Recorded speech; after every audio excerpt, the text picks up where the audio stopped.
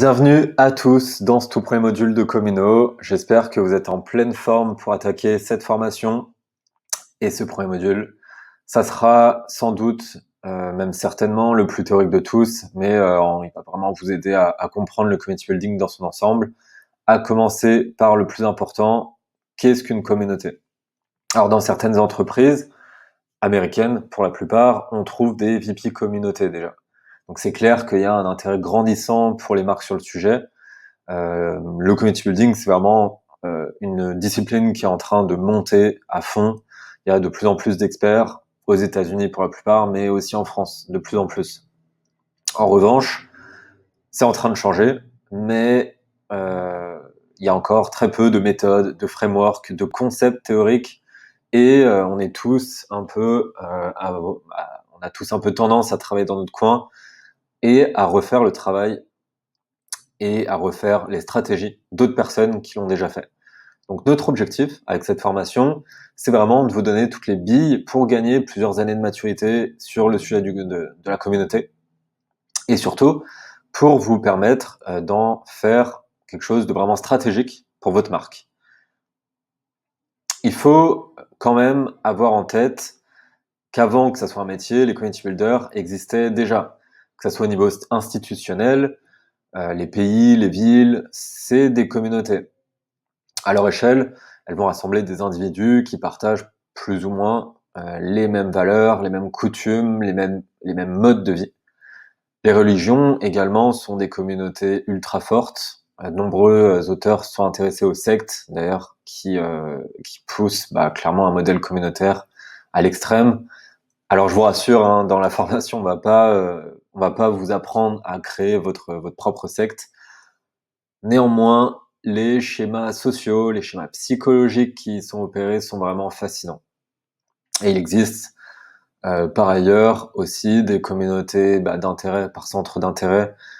Vous faites sûrement partie de ces communautés-là en cherchant un peu, sur Facebook notamment. Vous pourrez trouver des groupes sur à peu près tous les sujets. Donc des fans de caniches nains, des collectionneurs de bouteilles de rhum, il y en a vraiment pour tous les goûts. Et tous ces groupes sont bien évidemment des communautés. La nouveauté, là, c'est que désormais, ce sont des marques qui prennent le sujet. C'est plus des initiatives individuelles comme c'était le cas avant. Ce sont des marques qui font ça et qui réussissent en fait à sécuriser et même amplifier leur position sur le marché grâce à leur communauté. Pour commencer, on va se donner une petite définition simple de ce qu'est une communauté. Une communauté, c'est un groupe d'individus qui partagent les mêmes centres d'intérêt et une identité commune. Et une communauté forte, c'est quoi? C'est caractérisé par de nombreuses interactions entre la marque et les membres, et entre les membres entre eux. C'est pas unilatéral. Les stratégies de communauté, elles sont vraiment considérées aujourd'hui comme une nouvelle arme marketing pour beaucoup de ces marques-là, justement, pour permettre de combler les nouveaux désirs des clients qui sont en recherche d'authenticité, d'interaction et d'expérience client, d'amélioration de l'expérience client.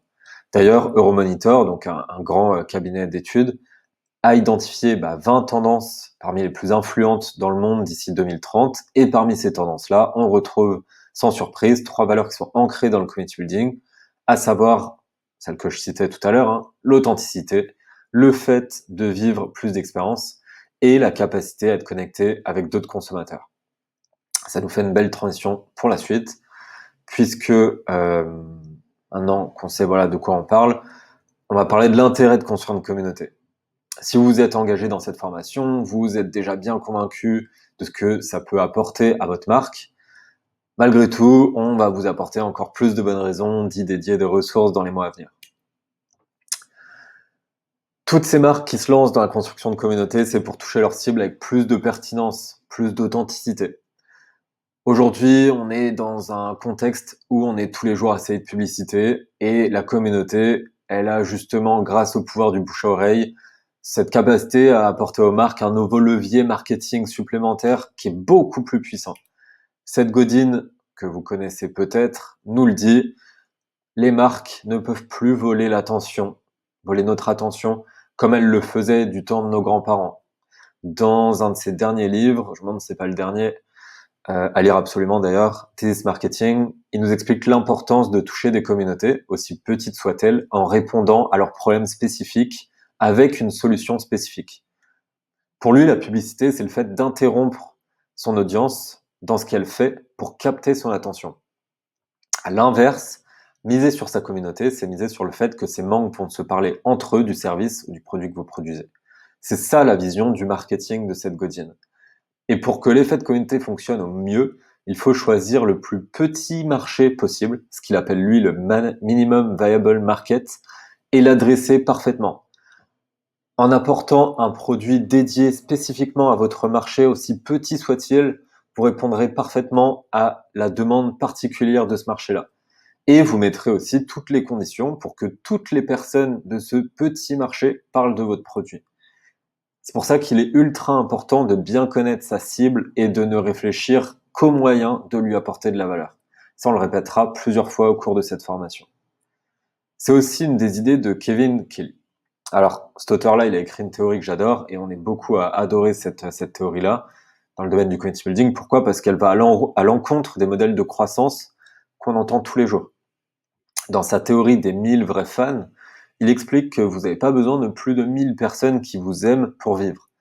Donc notre ami Kevin, il pose comme hypothèse qu'une personne qui aime votre produit et votre marque sera prêt à vous payer environ $100 par an, ce qui correspond à une petite fraction du revenu d'un ménage moyen, voilà, par an. Si vous arrivez à trouver 1000 personnes qui vous aiment, des vrais fans, vous pourrez donc générer $100 000 par an. Donc les $100 que paye chaque personne, fois les 1000 personnes qui vous aiment, ça fait $100 000 par an.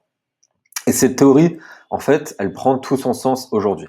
Pourquoi? Parce que grâce à Internet, vous pouvez toucher presque n'importe qui dans le monde entier. C'est-à-dire que votre terrain de jeu, c'est plus uniquement votre ville ou votre pays, c'est le monde entier.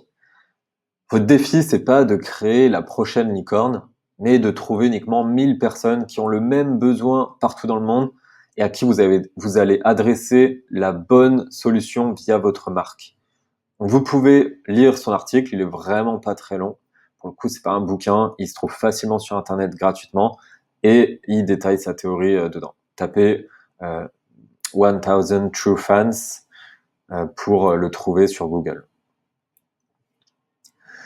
On comprend mieux l'intérêt de la communauté pour l'acquisition et la croissance de son entreprise grâce au framework Growth ARR. Donc ARR, c'est l'acronyme pour acquisition, activation, rétention, referral et revenu. À noter, petite parenthèse, que ces étapes-là ne sont pas chronologiques, c'est pas un funnel. Vous pouvez commencer par la partie referral, vous pouvez commencer par la partie rétention. En gros, on insiste sur la brique engagement comme le levier important du framework ARR, car c'est le maillon qui va vous permettre de créer une boucle de croissance organique. Ça veut dire que c'est une boucle de croissance qui s'auto-alimente. Des clients donc, découvrent votre produit, l'achètent, et car ils sont engagés, ils vont non seulement rester, mais surtout ils vont parler de votre marque autour d'eux. De façon organique, c'est-à-dire naturelle, vous allez générer un levier d'acquisition durable et gratuit. En plus d'être organique, votre croissance risque d'être exponentielle, car votre marque est virale. Chaque entreprise, il faut savoir ça, a dans l'équation de sa croissance un coefficient de viralité qu'on appelle le K-factor et qui détermine sur 10 clients combien vont ramener un nouveau client. Donc plus votre coefficient de viralité est élevé, plus votre croissance est exponentielle. Et si je vous parle de tout ça, c'est parce que votre stratégie communauté, vous allez, avec votre stratégie communauté, vous allez chercher à apporter tellement de valeur à vos membres qu'ils seront engagés par le rond de votre marque autour d'eux. Afin de comprendre l'importance que peuvent avoir les communautés pour certaines marques, je vais vous présenter 3 petits exemples. Le premier, c'est celui de Airbnb. Airbnb, ils sont arrivés sur le marché traditionnel de l'hôtellerie il y a maintenant plusieurs années, comme vous le savez. Et dès le début, ou en tout cas assez rapidement, ils se sont fait attaquer par le secteur de l'hôtellerie, le secteur traditionnel, qui a réussi à créer des lois entravant leur activité. Concrètement, il y a eu des nouvelles taxes qui ont été votées à l'échelle des villes, mais aussi de certains pays, pour empêcher cette concurrence jugée déloyale par les lobbies de l'hôtellerie. Donc face à ça, Airbnb, ils avaient 2 choix. Le premier, c'était de créer un département lobby, avec une multitude d'antennes par pays, par ville, pour se défendre auprès des politiques locales. Ça, c'était la première possibilité. La deuxième, c'était de créer un département communauté pour avoir des ambassadeurs qui puissent les défendre partout dans le monde. Si je vous parle de ça, forcément, c'est qu'ils ont fait le choix de la communauté, des ambassadeurs, et donc de miser, comme vous le savez, sur une marque qui soit forte, mais aussi, ça vous le savez peut-être pas forcément, sur une communauté forte. Ce qui se passe aujourd'hui, c'est que pour chaque ville, il existe des groupes WhatsApp d'hôtes Airbnb pour qu'ils puissent s'entraider, pour qu'ils puissent se donner des conseils, pour qu'ils puissent s'aider dans la gestion des clés, dans l'accueil de leurs invités, par exemple. Et ces groupes-là, ils permettent aussi et surtout à la marque de distiller du contenu qui va suggérer fortement à ses membres de s'impliquer politiquement à l'échelle de leur ville. Aujourd'hui, les hôtes Airbnb défendent chaque mois leur droit à mettre leur logement sur Airbnb. Ça se passe partout en France, ça se passe partout dans le monde, ça se passe face à leur politique locale, dans les conseils des mairies, dans des manifestations dans la rue. Le département communauté de la marque, il suit de manière quotidienne le nombre de participations de ses membres dans la vie politique de ces membres-là. Pour réussir à faire ça, la marque pousse des articles parlant des projets de loi anti-Airbnb, qui diffusent comme ça du contenu un peu dans ses groupes WhatsApp. Et autre stratégie intéressante, Airbnb a mis en place un community board. Community board, c'est composer des membres les plus engagés dans chaque ville, et ça permet à Airbnb d'impliquer encore plus les autres les plus influents dans leur stratégie. En fait, le community board, il est invité une fois par an au siège de Airbnb pour discuter des challenges de l'entreprise et réfléchir avec eux aux actions à mettre en place pour les adresser. Donc c'est vraiment très très très puissant et ça se passe à l'échelle mondiale. Et en parallèle des groupes WhatsApp qui sont très informels et gérés presque sans intervention de la marque de Airbnb, ils ont quand même créé un forum pour que tous les membres puissent s'entraider. Donc elle a été développée spécialement pour Airbnb et les hôtes accèdent à des conseils pour devenir des hôtes parfaits. C'est encore une fois tout bénef pour les membres, puisque augmente leurs chances de louer leur logement, et pour Airbnb, ça augmente la qualité des logements sur la plateforme versus une autre plateforme, et donc ça augmente de facto les revenus de la marque. La plateforme, elle est gamifiée, elle a pris les codes d'un réseau social avec ses distinctions, ses likes, ses commentaires. C'est vraiment ultra puissant. Deuxième exemple intéressant, c'est celui de Lego. Alors Lego, ça fait quelques années qu'ils se renouvellent. Maintenant, ça y est, ils sont établis, ils surpassent la concurrence, ils sont extrêmement forts. Et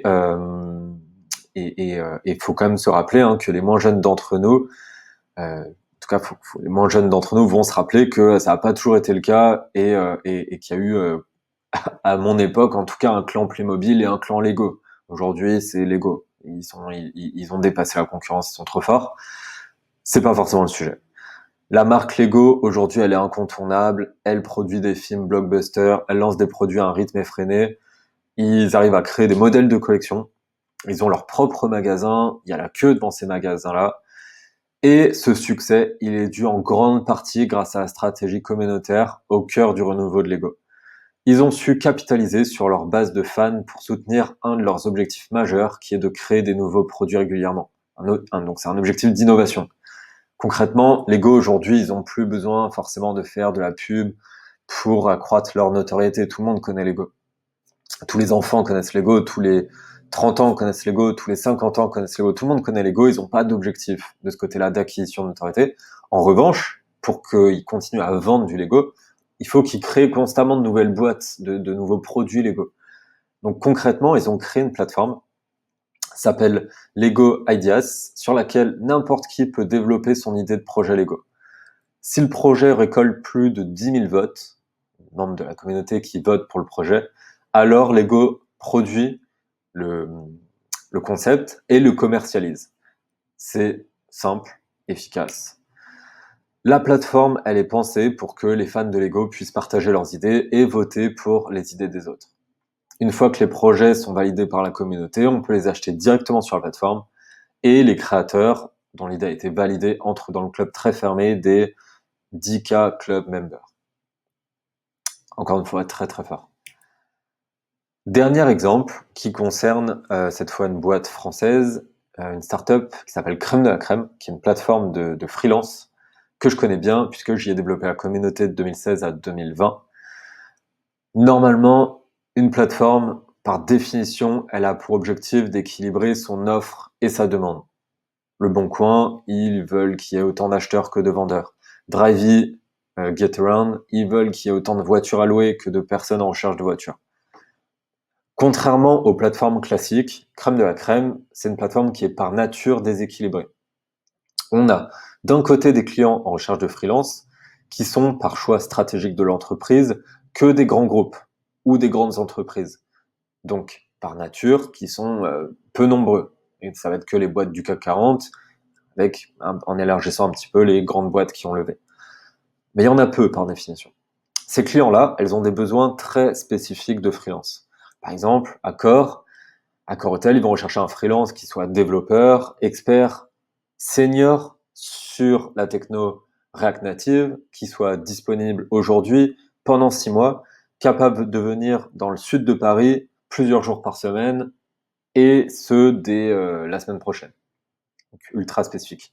Afin de répondre à ces besoins spécifiques, Crème de la Crème, ils ont dû s'entourer d'une communauté de freelance qui compte plusieurs milliers de profils. Sinon, ils n'auraient jamais pu répondre à ces clients de manière rapide et en étant réactifs. On a donc d'un côté peu de missions provenant de peu de clients et de l'autre beaucoup de freelance. La stratégie communautaire de la marque, elle a servi à rééquilibrer la plateforme tout simplement en augmentant la valeur apportée aux freelance, c'est-à-dire en leur apportant autre chose que les missions. Tout simplement parce que les missions étant peu nombreuses, on va avoir par définition, par nature, énormément de freelances qui sont pas en mission. Ces freelances-là, faut les nourrir quand même pour qu'ils restent dans la communauté. Comment tu fais pour les nourrir pour qu'ils restent dans la communauté? Justement, en leur offrant tout un panel de services, en leur permettant d'échanger entre eux, en créant des événements, etc., etc.